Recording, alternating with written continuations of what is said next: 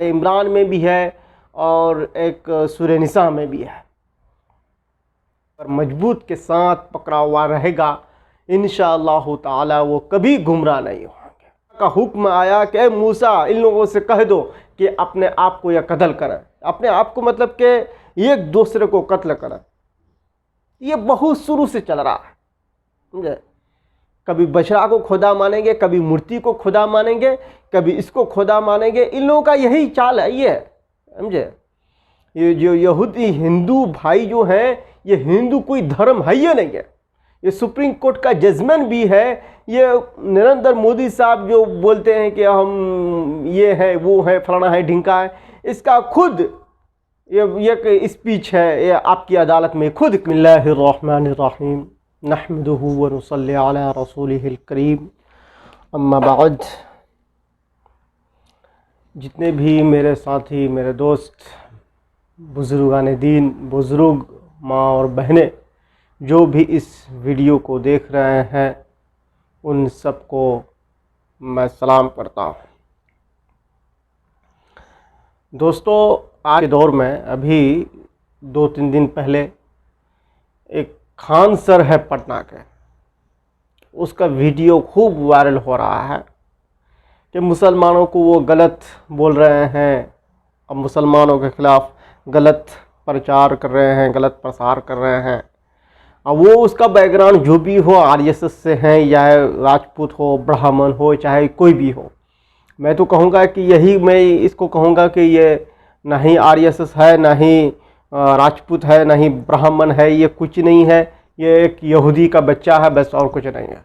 यहूदी हमेशा से मुसलमानों के ख़िलाफ़ साजिश करते रहा है और करेगा भी। पीछे भी करते थे और अभी भी कर रहे हैं और आगे भी करेंगे, समझे। तो मुसलमानों को क्या करना चाहिए? क्या आप लोगों के ख़िलाफ़ अगर कोई भी कुछ शब्द बोले, क्या उसके पीछे पड़ जाना चाहिए आप लोगों को? आप लोगों को क्या करना चाहिए, आप लोगों को क्या नहीं करना चाहिए? तो आप लोगों को सिर्फ एक ही चीज़ है कि जो आप लोगों को सीधा रास्ता दिखा सकता है, वह है कुरान शरीफ। जो आप अलैहिस्सलाम ने हज्जतुल विदा के अंदर जो खुतबा दी थी, आप अलैहिस्सलाम ने उस समय भी कहा था, मुस्लिम शरीफ के अंदर पूरे डिटेल के साथ ये हदीस मौजूद है कि हमारे उम्मत उस वक्त तक गुमराह नहीं होगा जब तक अल्लाह के रस्सी यानी कुरान शरीफ को जब तक मजबूत से जब तक पकड़ा हुआ रहेगा, तब तक मेरी उम्मत गुमराह नहीं होगी। इसके कॉन्टेक्स्ट में 2 आयत भी है कुरान शरीफ में, एक सूरह आले इमरान में भी है और एक सूरह निसा में भी है। तो कुरान शरीफ कहा है, जो भी उम्मती अगर कुरान शरीफ को अगर मजबूत के साथ पकड़ा हुआ रहेगा, इंशाअल्लाह ताला वो कभी गुमराह नहीं होंगे। ये आप अलैहिस्सलाम ने खुद कहा हज्जतुल विदा के अंदर, ये मुस्लिम शरीफ में पूरे हदीस मौजूद है। तो हम लोगों को क्या करना चाहिए, क्या नहीं करना चाहिए, इस चीज़ से हम लोग हासिल कर सकते हैं। और दूसरी बात हम ये भी कहना चाहते हैं आप लोगों से कि हम लोगों को पता कैसे चलेगा। अल्लाह ताला कुरान शरीफ में फरमाते हैं कि आप लोगों के ख़िलाफ़ साजिश करते हैं यहूदी, वो हमेशा से करते हैं और करते भी रहेंगे। इसका फिक्र तुम मत लो, तुम्हारे रब बेशक सब कुछ जानने वाले हैं और उससे बदला भी लेंगे, समझे। इसी वजह से आप लोग देखते होंगे यहूदी जो हैं कितने बार हलाक किए गए, उसको बंदर बनाए, क्या क्या बनाए, कितने बार अजाब दिए, बहुत कुछ किए उसके अंदर। और यहूदी जो है बनी इसराइल से हैं, और बनी इसराइल आप जब मूसा अलैहिस्सलाम थे उस समय भी कुरान शरीफ में सूरह बकरा में फरमाते हैं कि उस समय भी जब वो बछड़ा के पीछे जब यहूदी जब पड़ गए थे, जब बछड़ा को जब अपना खुदा मान लिए थे, तो खुदा का हुक्म आया कि मूसा इन लोगों से कह दो कि अपने आप को यह कत्ल करें। अपने आप को मतलब कि एक दूसरे को कत्ल करें। ये बहुत शुरू से चल रहा है, समझे। कभी बछड़ा को खुदा मानेंगे, कभी मूर्ति को खुदा मानेंगे, कभी इसको खुदा मानेंगे। इन लोगों का यही चाल है, ये समझे। ये जो यहूदी हिंदू भाई जो है, ये हिंदू कोई धर्म है ये नहीं है। ये सुप्रीम कोर्ट का जजमेंट भी है। ये नरेंद्र मोदी साहब जो बोलते हैं कि हम ये है वो है फलाना है ढिंका है, इसका खुद ये स्पीच है, ये आपकी अदालत में खुद कहा है कि नहीं हम सुप्रीम कोर्ट के जजमेंट के ऊपर हम बिलीव करते हैं, नहीं हम इसके ऊपर बिलीव करते हैं। वो खुद कहा है कि हिंदू धर्म कोई धर्म है ये नहीं है, समझे। तो ये वही से ये यहूदी के सारे नस्ल है। यहूदी उस समय भी ये खुदा मानते थे, मूर्तियों को खुदा मानते थे, बुत को खुदा मानते थे। आप इब्राहिम अलैहिस्सलाम से ही चलते आ रहा है। तो इन लोगों से टेंशन मत लो, ये लोग ऐसे करते रहते हैं, समझे। थोड़ा फेमस होने के लिए अनसन कुछ न कुछ बकते रहते हैं, समझे। और इसने कुछ बहुत अनाप शनाप भी कहा है कि जिसको मैं बोलना बहुत ज़रूरी समझता हूँ। इन्होंने यही भी कहा है कि मुसलमान ज़्यादा बच्चा पैदा करते हैं। तो इस खान सर को मैं कहना चाहता हूँ, अमित सिंह को, कि सर आप मेरे साथ आइए, बैठ के बातें कीजिए, और मेरे गांव में जो हिंदू समाज है उसके घर में भी हम लोग चल के देखेंगे कि उसकी भी कितनी पॉपुलेशन है, उसकी भी आबादी बढ़ रहे हैं, उसकी भी कितने बच्चे हैं। आपको हम गिनाएंगे, जरूर गिनाएंगे। आप आइए, हम भी बिहार से हैं, हम आपको जरूर गिनाएंगे।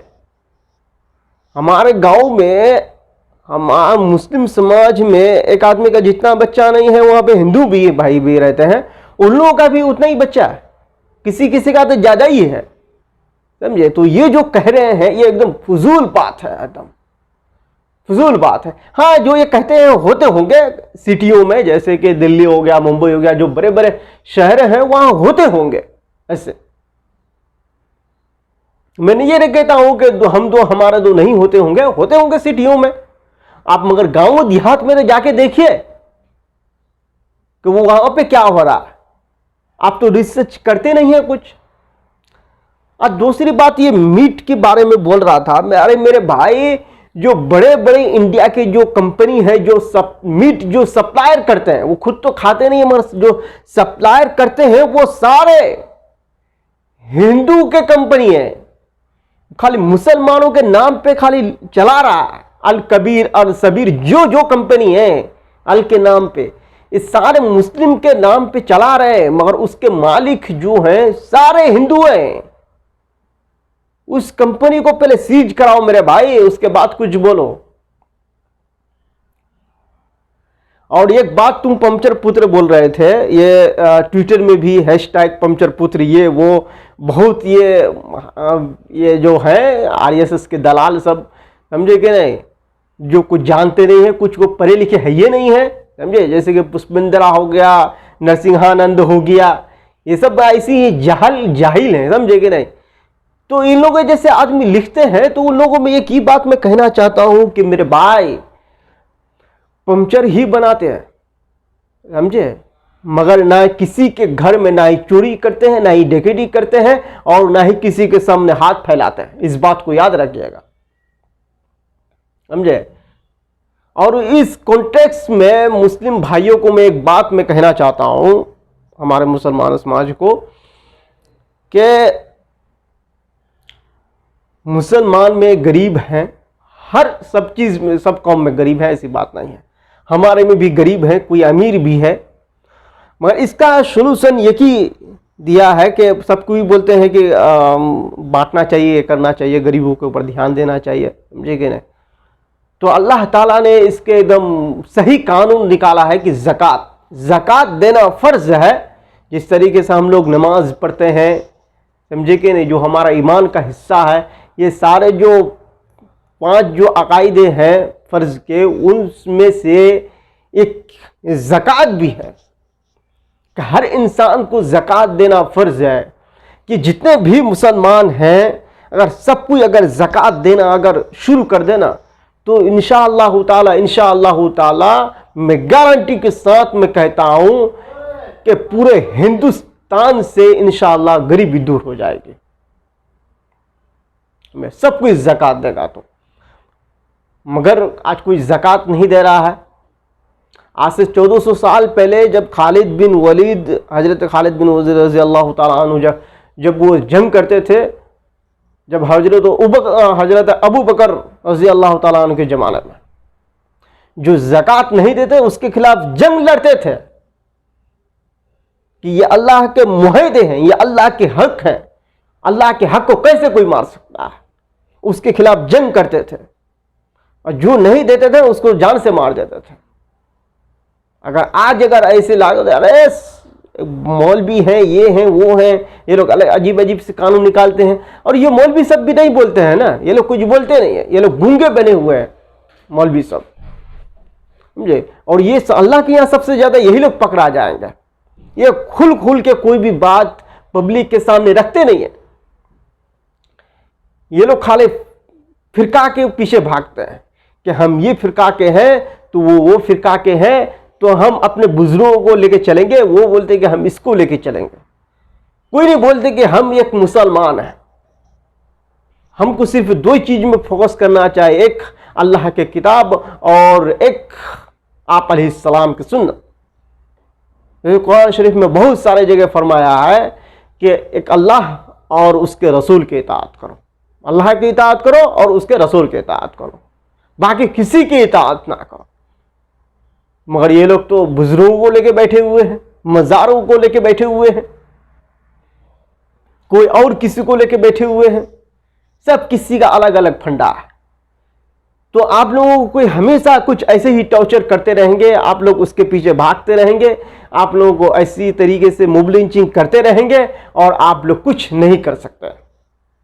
जब तक ये फिरका वारियानात है, जब तक ये टूटेंगे नहीं, जब तक सारे मुसलमान एक जगह एक खेमे में जमा नहीं होंगे, तब तक आप लोगों के ऊपर ऐसे ही अत्याचार होता रहेगा,